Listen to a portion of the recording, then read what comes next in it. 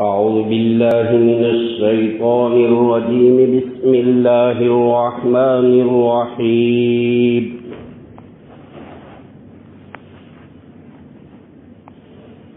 ألف لام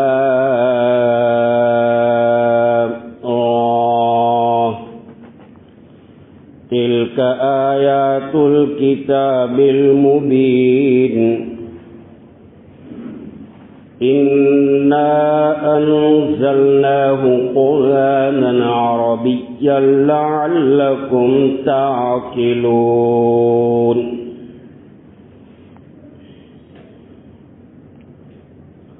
قرآن پاک کی 12ویں پارے کی یہ سورت ہے اور اس سورت کا نام ہے سورہ یوسف. قرآن پاک کی سورہ یوسف 111 آیت شریفہ پر مشتمل ہے اور 11 رکوع کے اوپر مشتمل ہے. مفسرین کا ایک قول یہ ہے کہ سورہ یوسف کی تلاوت کرنے والا اور سورہ یوسف کو اپنے گھر والوں کو سکھانے والا اور سورہ یوسف کو اپنے ماتحتوں کو پڑھانے والا سکھانے والا حق تعالی شانہ اس سورت کی برکت سے سکرات موت سے اللہ حفاظت کرے گا.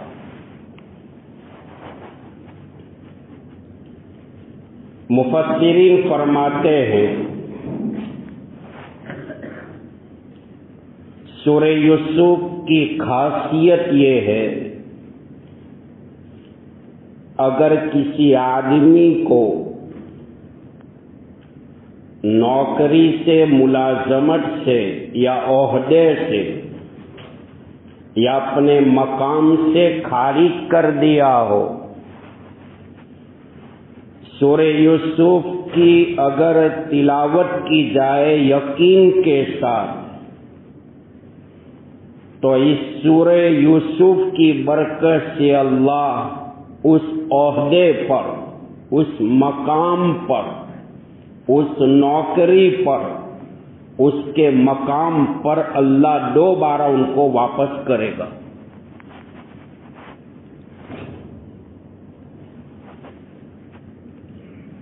قاضی ثناء اللہ پانی پتی علیہ الرحمہ جو زمانے کا امام بیہقی تھا اور مفتی اعظم پاکستان مفتی محمد شفیع صاحب رحمۃ اللہ علیہ نے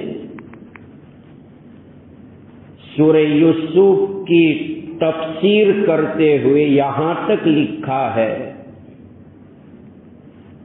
پورے قرآن میں حضرت یوسف علیہ السلام کا قصہ ایک ہی جگہ پر ہے. یہ خصوصیت ہے حضرت یوسف علیہ السلام کے قصے کی.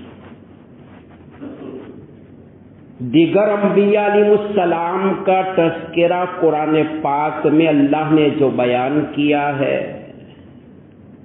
مختلف مقامات پر حکمت کے ماتحت، لیکن حضرت یوسف علیہ السلام کا جو قصہ ہے لگاتار کنٹینیو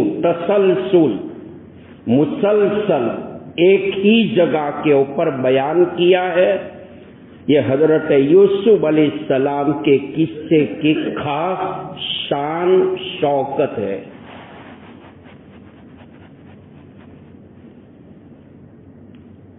حضرت یعقوب علیہ السلام کے ٹوٹل بیٹے 12 تھے. حضرت یعقوب علیہ السلام بیٹے ہیں حضرت اسحاق علیہ السلام کے اور اسحاق علیہ السلام بیٹے ہیں ابراہیم علیہ السلام کے. حضرت یعقوب علیہ السلام کی دو عورت، ایک راحیل اور دوسرے نمبر پر جو دوسری عورت تھی جس کا نام لیہ بنت لیان تھا. پہلی عورت سے حضرت یعقوب علیہ السلام کو اللہ نے 10 بیٹے دیے تھے. پہلی عورت کا انتقال ہوا. انتقال کے بعد عورت کی بہن جو حضرت یعقوب علیہ السلام کی سالی ہوتی تھی ان سے اللہ کے نبی یعقوب علیہ السلام نے نکاح کیا. ان سے 2 بیٹے ہوئے. ایک ہے بنیامین اور ایک ہے یوسف. یعنی ٹوٹل 12 بیٹے. 10 بیٹے ایک عورت سے، 2 بیٹے دوسری عورت سے، ٹوٹل بیٹے 12. اور یہ بھائی بنے ہیں اللہ کی. روایتوں میں آتا ہے کہ حضرت یوسف علیہ السلام کے قصے کی اور سورہ یوسف کی شان نزول کی کیا ضرورت ہے، کیا ضرورت پڑی، اس پر 2 قول ہے. نمبر 1، علماء یہودیوں نے اپنے چند علماء کو تیار کیا جن علماء کے پاس توریت کتاب جو حضرت موسیٰ علیہ السلام پر نازل ہوئی تھی، توریت کے بہت بڑے عالم تھے. علماء یہود نے ہمارے آقا شہنشاہ کائنات تاجدار بطحا جیگر گوش عبداللہ نور نظر آمینہ یتیم تو یتیم در یتیم آقائے مکی و مدنی شہنشاہ کائنات جناب محمد الرسول اللہ صلی اللہ علیہ وسلم کی خدمت میں آئے. علماء یہود نے سوال کیا، یا رسول اللہ، یا محمد، اگر من جانب اللہ آپ سچے نبی ہے، سچے رسول ہے تو ہونے والے سوالات کا جواب دے. نبی اکرم صلی اللہ تعالی علیہ وسلم امی تھے. آپ لکھنا پڑھنا نہیں جانتے تھے. نبوت سے پہلے 40 سال کی عمر میں نبی بنائے تھے. اس سے پہلے آپ علیہ السلام امی تھے، لکھنا پڑھنا نہیں جانتے تھے. اس پر علماء محققین نے ایک جواب دیا ہے، جناب رسول اللہ صلی اللہ علیہ وسلم کا کوئی استاد دنیا میں نہیں بنا. آپ نے کائنات میں کسی استاد سے علم نہیں سیکھا، یہاں تک کہ قرآن پاک کو چھوڑ کر آپ نے دنیا کی کسی کتاب کا مطالعہ اسٹڈی نہیں کی. کوئی کتاب نہیں پڑھی قرآن کو چھوڑ کر. اللہ کے حبیب صلی اللہ علیہ وسلم تو امی تھے، لکھنا پڑھنا نہیں جانتے تھے، لیکن اللہ کی قدرت کو دیکھو. اللہ کے حبیب علیہ السلام امی تھے، لکھنا پڑھنا نہیں جانتے تھے، لیکن اللہ پاک نے آپ کو اس قدر علوم دیا، اس قدر کمالات دیے کہ ایک انسان قیامت تک ہمارے آقا کی باتیں بیان کرتا چلا جائے، قیامت آ سکتی ہے لیکن ہمارے آقا کی باتیں ختم نہیں ہوگی. دوسرے نمبر پر، اگر دنیا میں کوئی آپ کا استاد بنتا، یہ نبی کی شان کے خلاف تھا.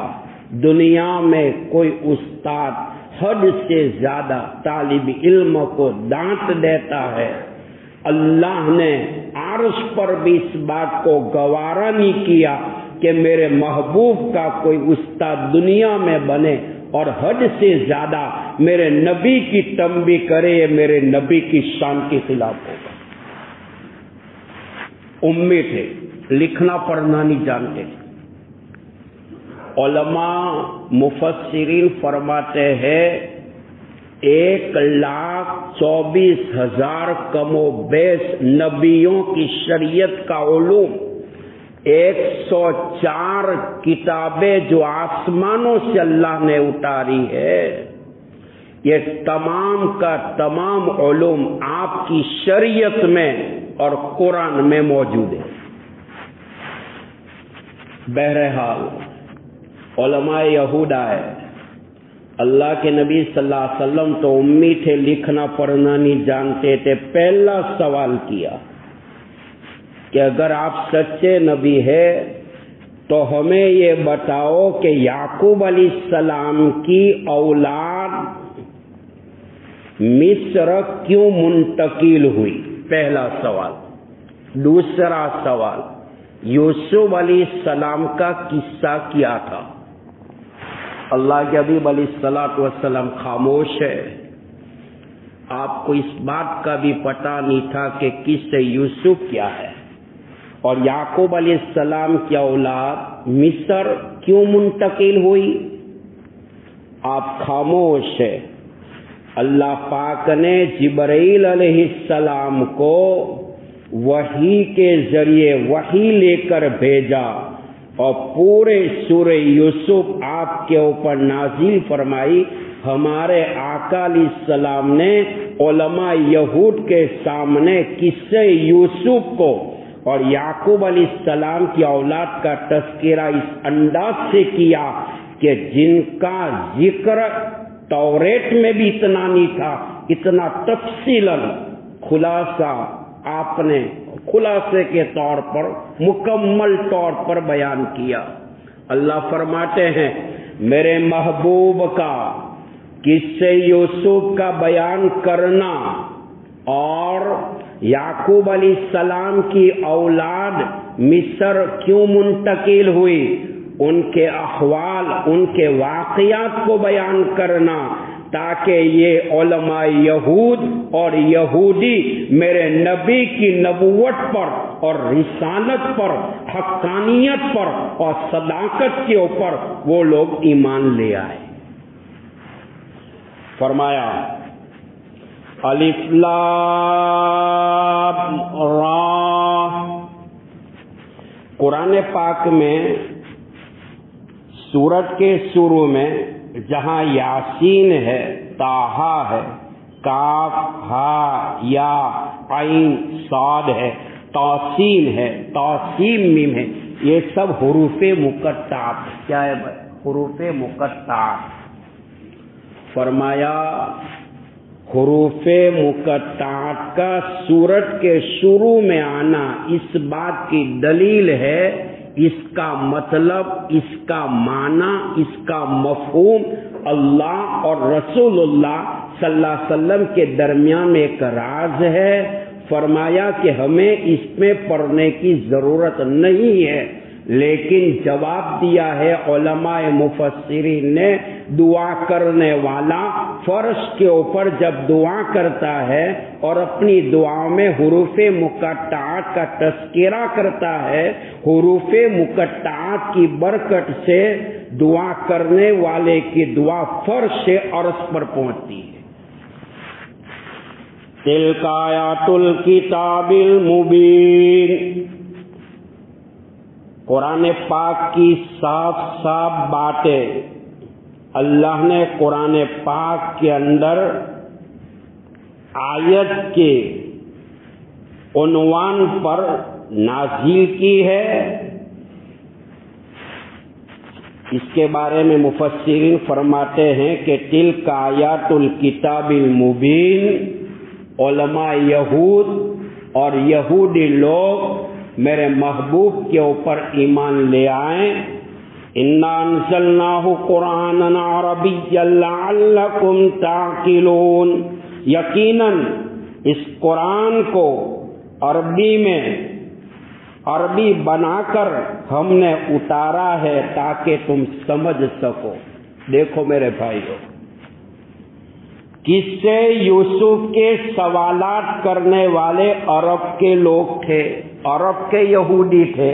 اللہ نے قرآن عربی میں اتارا ہے اور سورہ یوسف کا نزول عربی میں، تاکہ یہ عرب والے میرے محبوب کی نبوت کے اوپر، رسالت کے اوپر ایمان لے آئے۔ فرمایا، روایتوں میں آتا ہے اللہ نے قرآن پاک عربی زبان میں اتاری ہے، پورا قرآن 1,24,000 کم و بیش۔ حضرات انبیاء علیہ السلام میں کئی کتنے نبیوں کی زبان بھی عربی، قرآن کی زبان عربی۔ ایک مسلمان موت کے بستر پر ہے اور اس کو کلمہ تلقین کیا جا رہا ہے، لقنوا موتاکم بلا الہ الا اللہ، وہ کلمہ بھی عربی۔ قبر میں جانے کے بعد منکر نکیر سوال کریں گے، وہ سوالات بھی عربی، اور جواب جو دیا جائے گا وہ زبان بھی عربی، قیامت کے میدان کی زبان بھی عربی، یہاں تک کہ جنت کی زبان بھی عربی ہے۔ انا انزلناہ قرآنا عربیا لعلکم تعقلون، اللہ نے قرآن کو عربی میں اتارا تاکہ تم سمجھو۔ قاری صدیق صاحب باندوی رحمت اللہ علیہ فرمایا کرتے تھے، اللہ نے زمینوں کی حفاظت کے لیے پہاڑوں کو کھڑا کیا تاکہ زمین اپنی جگہ سے ہلنے نہ پائے، ایسے ہی ایمان والوں کی ایمان کی بقا کے لیے اللہ نے قرآن اتارا ہے۔ بابا فرید الدین گنج شکر رحمت اللہ علیہ حضرت ناگوری علیہ رحمہ کا ملفوظ نقل کرتے ہیں، جو مسلمان پابندی کے ساتھ قرآن کی تلاوت کرے گا اللہ 3 انعامات سے ان کو مالا مال کرے گا۔ پہلا انعام یہ ہوگا، پابندی کے ساتھ قرآن کی تلاوت کرنے والا تفکرات، ٹینشن کی بیماری سے اللہ ان کی حفاظت کرے گا۔ دوسرا انعام یہ ہوگا، پابندی کے ساتھ قرآن کی تلاوت کرنے والا جب دنیا سے جائے گا، قبر کے کیڑے مکوڑے ان کے بدن کو ٹچ نہیں کریں گے، قیامت تک اللہ ان کے بدن کو قبر میں محفوظ رکھے گا۔ تیسرے نمبر پر فرمایا، پابندی کے ساتھ قرآن کی تلاوت کرنے والا موت تک اللہ ان کی عقل کو سلامت رکھتا ہے۔ اسی کو شاعر نے کہا، الہی رونق اسلام کے سامہ پیدا کر، الہی رونق اسلام کے سامہ پیدا کر، دلوں میں مومنوں کے الفت قرآن پیدا کر۔ ہے قول محمد قول خدا، فرمان نہ بدلا جائے گا، بدلے گا زمانہ لاکھ مگر قرآن نہ بدلا جائے گا۔ قرآن کی شان تو یہ ہے، ایک مسلمان چلتا پھرتا اٹھتا بیٹھتا شیطان کہتا ہے، لعین کہتا ہے، رجیم کہتا ہے، ابلیس کہتا ہے، ابو جہل ابو لہب کا نام لیتا ہے، ولید بن مغیرہ کا نام لیتا ہے، عقبہ بن معیط کا نام لیتا ہے، سیبہ کا نام لیتا ہے، ان کو ثواب نہیں ملتا۔ لیکن قرآن پڑھتے پڑھتے دشمن کا بھی نام آتا ہے، دشمن کے نام لینے پر بھی تلاوت قرآن کرنے والے کو اللہ ثواب سے مالا مال کرتا ہے۔ یہ قرآن کی شان ہے۔ میرے بھائیو، قرآن اللہ کا کلام ہے، اللہ کی ذات سے نکلا ہوا کلام ہے۔ قرآن اللہ کا کلام ہے، امت مسلمہ کی روح ہے، تڑپتے دلوں کی فریاد ہے، سسکتی روحوں کا علاج ہے۔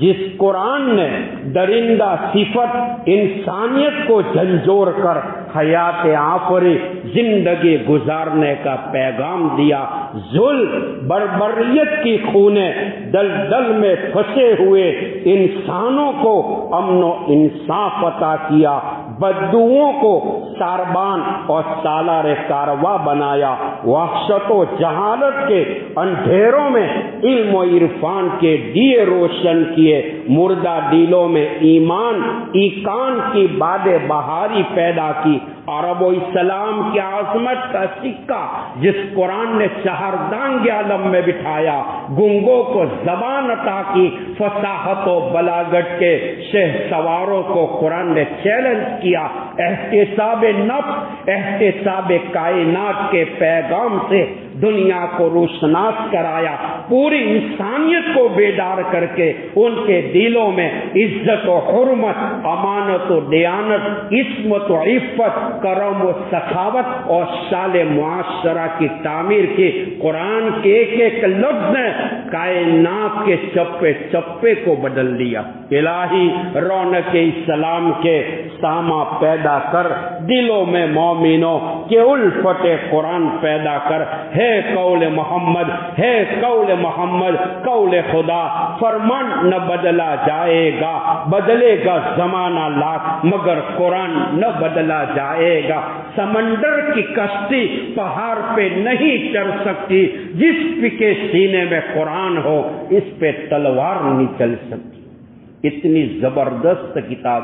حدیث پاک میں جناب رسول اللہ صلی اللہ علیہ وسلم نے ارشاد فرمایا، ترکت فیکم امرین لن تضلوا ما تمسکتم بہما کتاب اللہ و سنت رسول اللہ۔ میرے امتی دو چیزیں چھوڑے جا رہا ہوں، مضبوطی سے پکڑے رکھنا، کبھی گمراہ نہیں ہوں گے۔ ایک ہے کتاب اللہ اور ایک ہے سنت رسول اللہ۔ یہاں پر اعتراض ہوتا ہے، جناب رسول اللہ صلی اللہ علیہ وسلم نے دو باتیں حدیث میں فرمائی، میرے امتی دو چیزیں چھوڑے جا رہا ہوں، مضبوطی سے پکڑے رکھنا، کبھی گمراہ نہیں ہوں گے۔ آپ نے نہ تین باتیں فرمائی نہ ایک بات فرمائی، دو کیوں فرمائی؟ مفکر اسلام مرحوم مولانا علی میاں ندوی صاحب، اللہ ہمارے اکابرین کی قبروں کو نور سے منور فرما، حضرت نے جواب دیا، دنیا میں انسان دو ہاتھ کا ہوتا ہے۔ اللہ کے حبیب علیہ السلام نے اپنے امتی کے ایک ہاتھ میں قرآن دیا ہے اور ایک ہاتھ میں سنت رسول اللہ دیا ہے۔ بھیک وہی مانگتا ہے، کیریکٹر کے اعتبار سے، اخلاق کے اعتبار سے غیروں کے پاس جن کے ہاتھ خالی ہوتے ہیں۔ ہمارے آقا نے تو امتی کے دونوں ہاتھوں کو بھر دیا۔ مکتب میں پڑھنے والا بچہ جب انگلش میڈیم میں جاتا ہے، اپنا دفتر پیچھے لگا کر جاتا ہے۔ اسکول جانے والا بچہ اہل دنیا کو، ماں باپ کو یہ کہہ رہا ہے، ابا یہ دنیا کا علم پیچھے رہ جائے گا۔ وہ بچہ جب مکتب میں جاتا ہے تو قرآن سینے سے لگا کر جاتا ہے۔ بچہ بھی کہہ رہا ہے، ماں یہ قرآن دنیا میں بھی کام آئے گا، بستر موت پر بھی کام آئے گا، قبر والی زندگی میں بھی کام آئے گا، جبکہ ہزاروں من مٹیوں کا ڈھیر قبر پر ہوگا۔ ثلاثۃ تحت العرش یوم القیامہ او کما قال، تین چیزیں قیامت کے میدان میں عرش کے نیچے ہوگی، القرآن والرحم والامانہ۔ شاہ ولی اللہ رحمۃ اللہ علیہ، بات پوری کرتا ہوں، شاہ ولی اللہ رحمۃ اللہ علیہ ہمارے ہندوستان کے تمام محدثین کے سرخیز امام ہے۔ شاہ ولی اللہ رحمۃ اللہ علیہ ہندوستان کے مسلمانوں پر، علماء پر ولی اللہ کا وہ احسان ہے، تمام مل کر روزانہ قرآن ختم کر کے بخشا کرے، پھر بھی شاہ ولی اللہ کا حق ادا نہیں ہوگا۔ شاہ ولی اللہ رحمۃ اللہ علیہ مادر زاد ولی تھے، ماں کے پیٹ میں 6 مہینے کے تھے۔ کبھی کبھار ماں کا قدم خلاف سنت اٹھتا تھا، ولی اللہ پیٹ میں سے آواز دیتا تھا، ماں اٹھنے والا قدم میرے نبی کی شان کے خلاف۔ شاہ ولی اللہ رحمۃ اللہ علیہ کے 4 بیٹے، اور چاروں بیٹوں نے قرآن کی تفسیر لکھی اور نایاب تفسیر لکھی۔ شاہ ولی اللہ رحمۃ اللہ علیہ کا ایک بیٹا جن کو نام شاہ عبد العزیز محدث دہلوی رحمۃ اللہ، 1947 میں انگریزوں کے خلاف جو جنگ چلی، آزادی کا سب سے پہلا فتویٰ جو دیا تھا وہ شاہ ولی اللہ کا بیٹا عبد العزیز محدث دہلوی تھا۔ شاہ صاحب رحمۃ اللہ علیہ کا بیٹا شاہ عبد العزیز محدث دہلوی رحمۃ اللہ علیہ نے قرآن کی تفسیر لکھی، چند پاروں کی تفسیر لکھی اور حضرت کا انتقال ہو گیا۔ اور کتاب کا تفسیر کا نام ہے تفسیر عزیزی۔ علماء کی زبان سے سنا، عبد العزیز اگر زندہ رہتا قرآن کے اوپر کلام کرتا، نہ معلوم قرآن کا علوم امت پر کیسے منکشف ہوتا چلا جاتا۔ فرمایا عبد العزیز کا قرآن کی تفسیر کے اوپر قلم کا چلانا اس بات کی دلیل ہے عبد العزیز نے امت کی طرف سے قرآن کا حق ادا کیا۔ شاہ عبد العزیز محدث دہلوی رحمۃ اللہ علیہ تفسیر عزیزی میں لکھتے ہیں قرآن کی شروعات بسم اللہ کی بات سے ہو رہی۔ کہاں سے بھائی؟ اعوذ باللہ تو دعائیہ کلمات، بسم اللہ کی بات سے قرآن کی شروعات ہے۔ اعوذ باللہ کو تعوذ کہتے ہیں، بسم اللہ کو تسمیہ کہتے ہیں۔ 104 کتاب آسمانوں سے اتاری ہے، ہر کتاب کا ابتدا شروعات اللہ نے بسم اللہ الرحمن الرحیم سے کی۔ افضل المواعظ میں لکھا ہے کہ جنت کی 4 نہریں، جنت کے اندر ایک کنبہ ہے جہاں سے 4 نہریں بہتی ہیں، شراب کی نہر اور شہد کی نہر، دودھ کی نہر، پانی کی نہر۔ پوچھا گیا کہ جنت کی یہ نہروں سے کون فائدہ اٹھائے گا؟ آپ علیہ السلام نے معراج کے موقع پر فرمایا جو بسم اللہ الرحمن الرحیم پڑھے گا وہ جنت کی 4 نہروں سے فائدہ اٹھائے گا۔ تو شاہ ولی اللہ رحمۃ اللہ علیہ نے قرآن کی شروعات کے بارے میں کہ بسم اللہ کی بات سے قرآن شروع ہوتا ہے اور والناس کی سین کے اوپر قرآن ختم ہوتا ہے، با اور سین کو ملاؤ تو بس ہماری زندگی گزارنے کے لیے اور دنیا اور آخرت میں کامیاب ہونے کے لیے قرآن بس ہے۔ میرے بھائیوں، بڑی زبردست کتاب ہے۔ 1947 میں انگریزوں کے خلاف جو جنگ چلی، مولانا محمود الحسن دیوبندی رحمت اللہ علیہ کو مالٹا کی جیل میں ان انگریزوں نے گندی پالیٹکس سے ڈالا تھا۔ حضرت کے حالات میں لکھا ہے کہ مالٹا کی جیل میں حضرت نے جو زندگی گزاری ہے فرمایا ناقابل برداشت ہے، پھر بھی حضرت کی زندگی کا طرز عمل قرآن اور سنت رسول اللہ پر۔ مولانا محمود الحسن دیوبندی رحمت اللہ علیہ مالٹا کی جیل سے نکل کر دارالعلوم دیوبند میں آئے، عوام کا مجمع، خواص کا مجمع، علماء، مبلغین، مفسرین، محدثین۔ حضرت کی عمر اس وقت 86 سال کی تھی۔ حضرت نے فرمایا اے لوگو، مالٹا کی جیل سے نکل کر آیا ہوں، میں نے انگریزوں سے 2 سبق سیکھے۔ 86 سال کی عمر، پورا مجمع بیان سننے کے لیے منتظر تھا کہ کون سے 2 سبق اتنی عمر میں باقی رہ گئے۔ حضرت نے فرمایا مسلمانوں کی تنزلی گراوٹ، تباہی، بربادی کا پہلا سبب یہ ہے مسلمانوں کا تعلق قرآن سے ختم ہو چکا اور آپس کے لڑائی جھگڑے۔ قرآن نے کہا وَاعْتَصِمُوا بِحَبْلِ اللَّهِ جَمِيعًا وَلَا تَفَرَّقُوا، اللہ کی رسی قرآن کو مضبوطی سے پکڑ لو، قرآن کی تعلیمات پر عمل کرو، قرآن کی تعلیمات سے زندگی کو مزین کرو اور آپس کے اختلافات کو چھوڑ دو۔ آج بھی ہو جو براہیم سائمہ پیدا، آج بھی ہو جو براہیم سائمہ پیدا آگ کر سکتی ہے انداز گلشتہ پیدا۔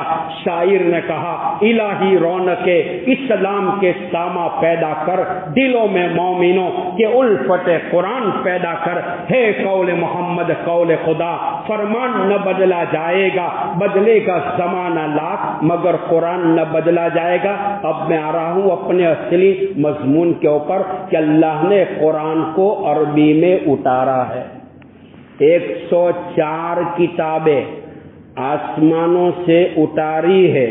قرآن میں اللہ نے فرمایا انا نحن نزلنا الذکر وانا لہ لحافظون، اس قرآن کو ہم نے اتارا ہے، ہم اس کی حفاظت کرنے والے ہیں۔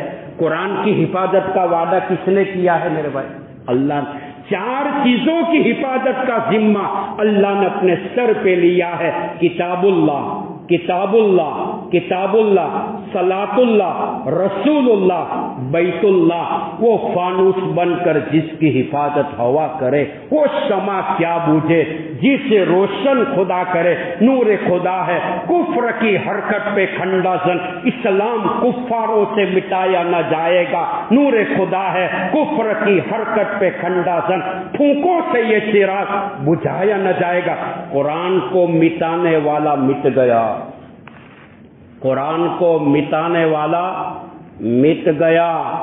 مصر کے میوزیم میں فرعون کی لاش ببانگے ڈھول ڈنکے کی چوٹ پر آج بھی اعلان کرتی ہے اسلام کو مٹانے والا مٹ گیا، لیکن اسلام کبھی نہ مٹا۔ مدعی لاکھ برا چاہے تو کیا ہوتا ہے؟ وہی ہوتا ہے جو منظور خدا ہوتا ہے۔ 104 کتابیں اللہ نے جو اتاری ہے، اللہ نے اس کتاب کی حفاظت کا ذمہ کیوں نہیں لیا؟ وہ بھی تو آسمانی کتابیں تھی۔ قرآن کی حفاظت کا ذمہ اللہ نے اپنے سر پہ لیا۔ ان کا جواب جمہور علماء نے دیا، 104 کتابیں دائمی نہیں تھی، ہمیشہ رہنے والی نہیں تھی۔ قرآن دائمی کتاب ہے، جب تک قرآن دنیا میں رہے گا کائنات کا نظام اپنی جگہ پر برقرار رہے گا۔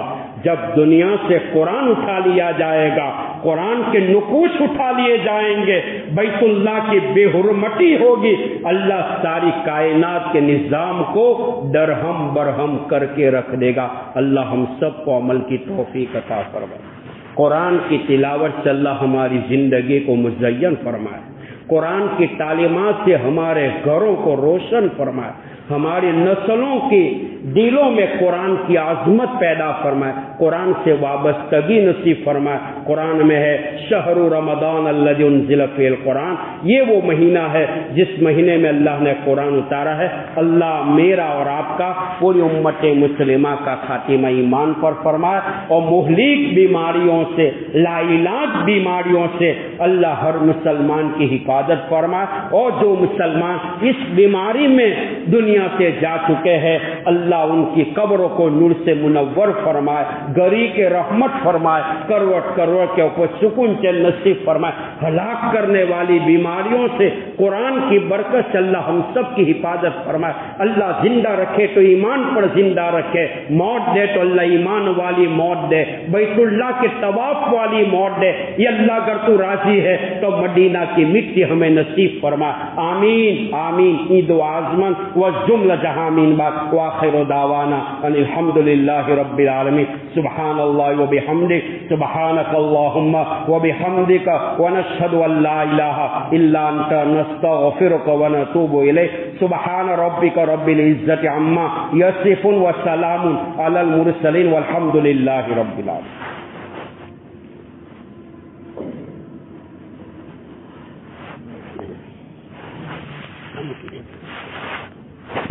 دعا میں